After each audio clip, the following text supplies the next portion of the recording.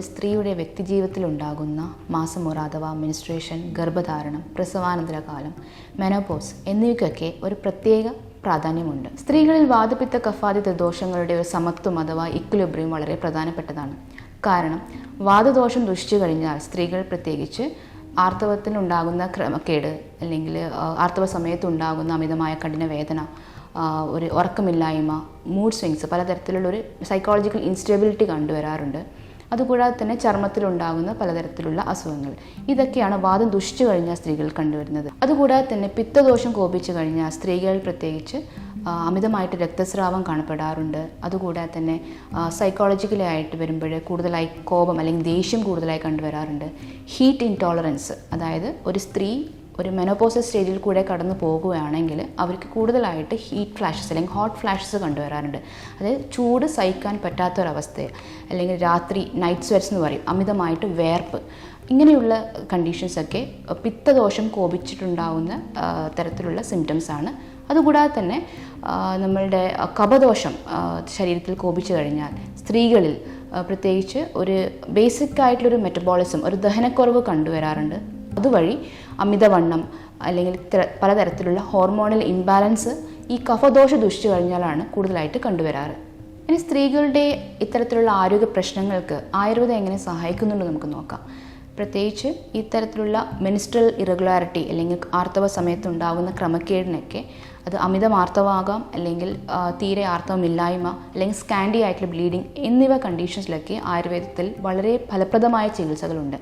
അതുകൂടാതെ തന്നെ ഈ തരത്തിലുള്ള ഹോർമോണൽ ഇംബാലൻസ് കണ്ടീഷൻസിൽ, പ്രത്യേകിച്ച് PCOS, പോളിസിസ്റ്റിക് ഓവറി കണ്ടീഷൻസ് ഉണ്ടാകുന്ന പലതരത്തിലുള്ള ഇൻസുലിൻ റെസിസ്റ്റൻസ്, ഇതിനൊക്കെ ആയുർവേദത്തിൽ ചികിത്സയുണ്ട്. പിന്നെ വന്ധ്യതയ്ക്ക് കാരണമാകുന്ന ഹൈപ്പർപ്രൊലാക്ടീമിയ അല്ലെങ്കിൽ AMH എന്ന ഹോർമോണിൻ്റെ കുറവ് കാരണം അത് ഇൻഫെർട്ടിലിറ്റിയോട്ട് മാറുന്നുണ്ട്.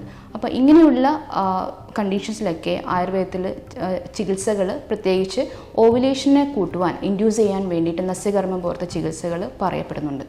ഇതേപോലെ തന്നെ ഇമ്പോർട്ടൻ്റ് ആണ് പ്രസവാനന്തര കാലത്ത് കൊടുക്കുന്ന ചികിത്സാ രീതികൾ. അതായത് ഗർഭകാലത്ത് കൊടുക്കുന്ന അല്ലെങ്കിൽ മെൻസ്ട്രൽ ഇഷ്യൂസിനൊക്കെ കൊടുക്കുന്ന തരത്തിലുള്ള ചികിത്സകൾ പോലെ തന്നെ ഇമ്പോർട്ടൻ്റ് ആണ് പ്രസവശേഷം അമ്മയ്ക്കും കുഞ്ഞിനും കൊടുക്കുന്ന ചികിത്സകൾ. അതിൽ ആയുർവേദത്തിൽ പ്രത്യേകിച്ച് വളരെ ഫലപ്രദമായ ഒരുപാട് ചികിത്സാ രീതികളുണ്ട് അമ്മയ്ക്കും കുഞ്ഞിനും. പ്രത്യേകിച്ച് അമ്മയുടെ ആരോഗ്യനില, അതായത് മാനസികമായിട്ടും ശാരീരികമായിട്ടുള്ള ആരോഗ്യനില ഒന്ന് മെച്ചപ്പെടുത്തുവാൻ വേണ്ടിയിട്ട് പലതരത്തിലുള്ള ചികിത്സകൾ പറഞ്ഞിട്ടുണ്ട്. അതുകൂടാതെ തന്നെ ഈ അമ്മയുടെ മുലപ്പാൽ വർദ്ധിപ്പിക്കുവാനുള്ള ഔഷധങ്ങളും ഔഷധക്കഞ്ഞികളും ആയുർവേദത്തിൽ പറഞ്ഞിട്ടുണ്ട്. അപ്പോൾ ഈ ഘട്ടങ്ങളൊക്കെ കഴിഞ്ഞ് അവസാനം സ്ത്രീയുടെ ഒരു മെനോപോസസ് സ്റ്റേജിൽ എത്തുമ്പോൾ ആ ഒരു സ്റ്റേജിൽ സ്ത്രീ അനുഭവിക്കുന്ന പലതരത്തിലുള്ള ആരോഗ്യ പ്രശ്നങ്ങളുണ്ട്. അത് ശാരീരികമായിട്ടുണ്ടാകും, മാനസികമായിട്ടുണ്ടാകും. ശാരീരികമായിട്ട് കാണുന്നത് ഇത്തരത്തിലുള്ള ഹോട്ട് ഫ്ലഷസുകൾ, അതായത് ചൂട് അമിതമായി അനുഭവപ്പെടുക, മാനസികമായിട്ടുള്ള സമ്മർദ്ദങ്ങൾ കൂടുക, രാത്രിയിലുണ്ടാകുന്ന അമിതമായ വേർപ്പ്, നൈറ്റ് സ്വെറ്റ്സ് എന്ന് പറയും. പിന്നെ ഫിസിക്കലി ഒരുപാട് പ്രശ്നങ്ങളുണ്ടാകും. അതായത് സന്ധിവേദനകൾ, അതായത് ഈസ്ട്രോജൻ്റെ ഡെഫിഷ്യൻസീസ് കൊണ്ടുണ്ടാകുന്ന പലതരത്തിലുള്ള ബോൺ ഡിസോർഡേഴ്സ് അല്ലെങ്കിൽ ബോൺ കണ്ടീഷൻസ് കണ്ടുവരാറുണ്ട്.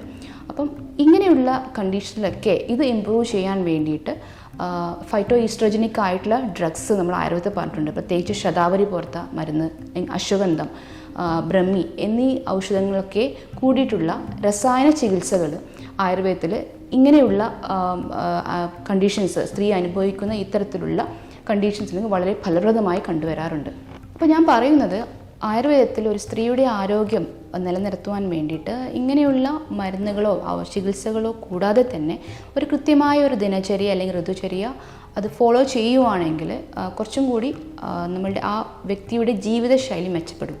പ്രത്യേകിച്ച് പറയുന്നത്, ദിനചര്യയിൽ പറയുന്നുണ്ട്, എപ്പോഴും രാവിലെ നേരത്തെ എണീക്കുക, നേരത്തെ ഉറങ്ങുക, ആഴ്ചയിൽ 2 തവണയെങ്കിലും എണ്ണ തേച്ച് കുളിക്കുക, യോഗ പ്രാണായാമങ്ങളിൽ അനുഷ്ഠിക്കുക.